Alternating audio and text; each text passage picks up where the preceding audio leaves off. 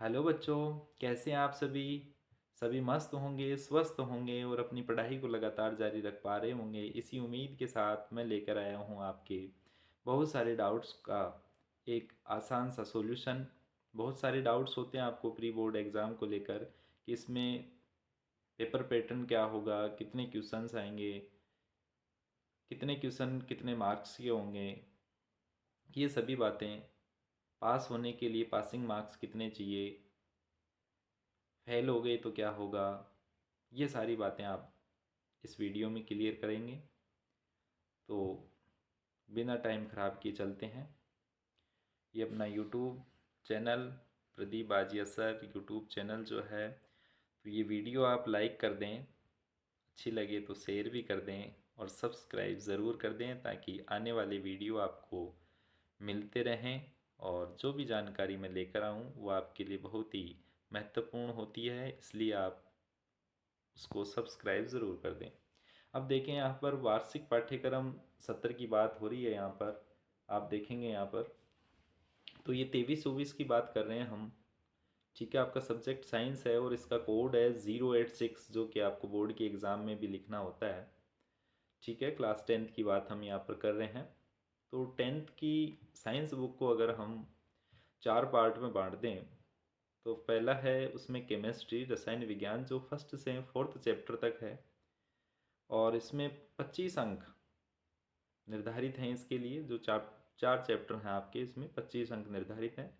Biology जीव विज्ञान के जो आपके फिफ्थ से एट्थ चैप्टर जो आपके है उसमें 25 अंकों का ही ये भी है। फिजिक्स यानी भौतिक विज्ञान, इसमें 9th और 10th चैप्टर जो हैं वो 12 मार्क्स के हैं और 11th-12th जो आपके इलेक्ट्रिसिटी वाले हैं वो 13 मार्क्स के हैं। इसमें लास्ट में आप देखोगे योर इन्वायरमेंट, हमारा पर्यावरण। तो ये जो है बहुत ही आसान और बहुत ही मज़ेदार आपका चैप्टर है, जो कि 5 मार्क्स का है। अब इसमें आप देखेंगे कि आपके टोटल 80 मार्क्स का ये हो गया और इसमें इंटरनल असेसमेंट जो कि बहुत ही ज़रूरी है, ये 20 अंकों का होता है। और ये 20 अंक कैसे लाए जा सकते हैं, इसके लिए मैं बता दूं बच्चों आपको कि ये 20 नंबर जो आपके होते हैं, 20 अंक जो होते हैं, ये दो आपके एग्ज़ाम हो जाते हैं, एक प्री बोर्ड और एक मिड टर्म, या फिर किसी प्रकार का और आपका एग्ज़ाम हो जाता है तो उसके 5 मार्क्स यानी 10 मार्क्स आपके जो होते हैं वो एग्ज़ाम से होते हैं और 10 मार्क्स आपके जो होते हैं 5 मार्क्स प्रैक्टिकल फाइल और 5 आपकी पोर्टफोलियो, जो भी आपको प्रोजेक्ट आपके टीचर्स ने दिया है उसके हिसाब से होगा। तो इस प्रकार से 20 मार्क्स होंगे। तो इसमें जो भी बच्चा 20 में से 20 मार्क्स अगर ले जाए तो बहुत अच्छा होगा उसके लिए। ग्रांड टोटल 100 हो जाता है। आगे इसके बारे में फिर से बात करेंगे हम कि किस प्रकार से आप 20 में से 20 मार्क्स ले सकते हैं। अब देखते हैं हम हमारे सिलेबस में जो है वो क्या क्या दे रखा है। तो चैप्टर 1 जो है आपका केमिकल रिएक्शन एंड इक्वेशंस, रासायनिक अभिक्रिया एवं समीकरण, फर्स्ट चैप्टर आपका। सेकंड चैप्टर आपका एसिड बेस एंड साल्ट है, अम्ल क्षारक और लवण। थर्ड चैप्टर आपका मेटल्स एंड नॉन मेटल्स है, धातु एवं अधातु। फोर्थ चैप्टर आपका कार्बन एंड इट्स कंपाउंड्स हैं, कार्बन एवं उसके यौगिक। फिफ्थ चैप्टर आपका लाइव प्रोसेस यानी जैव प्रक्रम। ये आपके YouTube channel Pradeep Aajiya sir के नाम से 6 चैप्टर है। तो आप यहाँ पर चैप्टर देखेंगे तो जो नई बुक है उनमें तो ये चैप्टर ठीक हैं, लेकिन जो पुरानी बुक सभी बच्चे पढ़ रहे हैं उनमें जो चैप्टर हटा दिए गए तो उनका सीरीज ऊपर नीचे हो सकता है। तो आप मैंने यहाँ पर लगातार सीरियल लिया है, ठीक है, तो आप वो देख लेना। चैप्टर्स के नेम मैं यहाँ पर बता रहा हूँ आपको। 6 चैप्टर जो है कंट्रोल एंड कोऑर्डिनेशन, नियंत्रण एवं समन्वय। बायो का चैप्टर जो बहुत ही अच्छा है। हाउ डू ऑर्गेनिजम्स रिप्रोड्यूस, जीव जनन कैसे करते हैं। हेरिडिटी एंड इवोल्यूशन, इसमें आप बहुत ही काम की चीज़ की बात यह है कि इसमें केवल हेरिडिटी रखा गया है, आनुवंशिकता रखा गया है। जैव विकास जो है वो पूरा हटा दिया गया, आपके जैव विकास पूरी तरीके से हटा दिया गया है। तो इसका आपको ध्यान रखना है, जैव विकास पूरी तरीके से हटा दिया गया है, केवल आनुवंशिकता है इसमें, जिसमें मेंडल का नियम आ जाता है, मेंडल का योगदान आ जाता है, और लिंग निर्धारण। ठीक है, इसके बाद में आता है लाइट रिफ्लेक्शन एंड रिफ्रैक्शन, प्रकाश परावर्तन तथा अपवर्तन। उसके बाद में human eye and colourful world, मानव नेत्र तथा रंग बिरंगा संसार। चैप्टर 11 इलेक्ट्रिसिटी यानी विद्युत। उसके बाद में आता है magnetic effect of electric current, विद्युत धारा के चुंबकीय प्रभाव। अब आप इसमें भी देखेंगे विद्युत धारा के जो चुंबकीय प्रभाव हैं, इसमें भी आपके फ्लेमिंग के लेफ्ट हैंड जो रूल्स हैं, उसके बाद में डोमेस्टिक जो आपका सर्किट आता है वहाँ वही है, बस उसके बीच के जो भी 3 टॉपिक्स हैं वो हटा दिए गए हैं, तो आप उनका ज़रूर ध्यान दे लें। मोटर है, जनरेटर है, ठीक है, ये हटा दिए गए हैं वहाँ पर। योर इन्वायरमेंट, हमारा पर्यावरण, बहुत ही अच्छा चैप्टर है। अब हम देख लेते हैं कुछ ब्लूप्रिंट इसके लिए। देखिए इसमें क्या ब्लूप्रिंट है अपने लिए। पेपर में किस प्रकार से क्वेश्चंस आते हैं वो हम थोड़ा सा यहाँ पर देख लेते हैं। आपके 5 पार्ट में बटा हुआ क्वेश्चन पेपर आएगा, जिसमें फर्स्ट पार्ट जो आपका है, ठीक है, उसमें ऑब्जेक्टिव टाइप क्वेश्चंस आएंगे। वो 1 से लेकर 16 क्वेश्चन तक, 1 to 16, ठीक है, वो आपके ऑब्जेक्टिव टाइप आएंगे, यानी 16 जो क्वेश्चन होंगे प्रत्येक 1 अंक का होगा, तो 16 अंकों के ये हो गए। ठीक है, फिर कथन कारण जो स्टेटमेंट वाले क्वेश्चन होते हैं, स्टेटमेंट वाले क्वेश्चन जो आपके होंगे वो 17 to 20 होंगे, और क्वेश्चन होंगे वो भी 1-1 मार्क्स के होंगे, ठीक है ना। इनको भी आगे वीडियो में हम क्लियर करेंगे। बहुत सारे बच्चों को ये दिक्कत रहती है कि कथन कारण के क्वेश्चन उनको सोल्व करना नहीं आता, तो इनके बारे में हम एक अलग से वीडियो बनाएंगे और उसमें आपके डाउट्स क्लियर करेंगे। इस प्रकार से टोटल जो पार्ट ए है आपका, ठीक है, वो 20 मार्क्स का है और टोटल ऑब्जेक्टिव टाइप है, ठीक है। उसके बाद में पार्ट बी आता है, खंड ख, उसमें शॉर्ट आंसर, ठीक है, शॉर्ट आंसर टाइप के क्वेश्चंस आते हैं उसमें, जो 21 से 26 तक आएंगे आपके, और इसमें आपको अथवा के क्वेश्चन भी मिल जाएंगे, 2 अथवा के क्वेश्चन मिल जाएंगे इस प्रकार से, यानी इसमें 8 क्वेश्चन मिलेंगे आपको। 8 में से कोई 6 क्वेश्चन आपको कर देने हैं, जिनके नीचे अथवा लिखा होगा उन्हीं का ये अथवा है, ध्यान रखें, ठीक है। तो जिन 2 क्वेश्चन में आपको ऑप्शन और मिल जाए, तो उनमें से दोनों में से आपको जो बेटर आ रहा हो वो आप करें, ठीक है। 6 क्वेश्चन होंगे इसमें और प्रत्येक 2 अंक का होगा, तो 12 अंकों का ये पार्ट होगा आपका, ठीक है। उसके बाद में शॉर्ट आंसर पार्ट सेकंड जो इसका है, इसमें देखेंगे आप, इसमें थोड़े से एक बड़े क्वेश्चन आएंगे, यानी आप लगभग इसमें मान लीजिए कि 30 से 40 शब्दों का ये आंसर आपको करना होगा। वो 27 से लेकर 33 तक क्वेश्चन होंगे, और इसमें भी आपको 2 अथवा के क्वेश्चन मिलेंगे। तो जिन क्वेश्चंस में आपको अथवा मिले, ऑप्शन मिले, ठीक है, तो उसमें आप जो आपको अच्छा क्वेश्चन लग रहा है, जो आपको बहुत अच्छे से आ रहा है, आप उसको अटेम्प्ट करें, ठीक है। तो इसमें 7 क्वेश्चन होंगे, प्रत्येक क्वेश्चन 3 अंक का होगा, इस प्रकार से 21 अंकों का ये, ठीक है, 21 21 अंकों का होगा। उसके बाद में पार्ट डी जो है आपका, खंड घ, वो दीर्घ उत्तरीय लॉन्ग आंसर्स वाले क्वेश्चन होंगे यहाँ पर।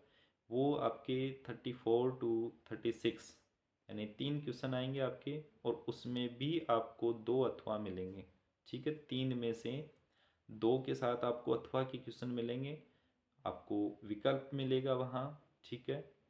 तो उनमें से आप जो भी आपको ठीक लग रहा हो अथवा वाले क्वेश्चन में से वो आप कर देंगे। 3 क्वेश्चन मिलेंगे और प्रत्येक क्वेश्चन जो है वो आपका 5 मार्क्स का होगा, तो 15 मार्क्स हो गए। इसमें जो दीर्घ उत्तरीय हैं यानी लॉन्ग आंसर वाले हैं, इनमें आप देखोगे तो पार्ट में होंगे इसमें भी क्वेश्चन, ठीक है।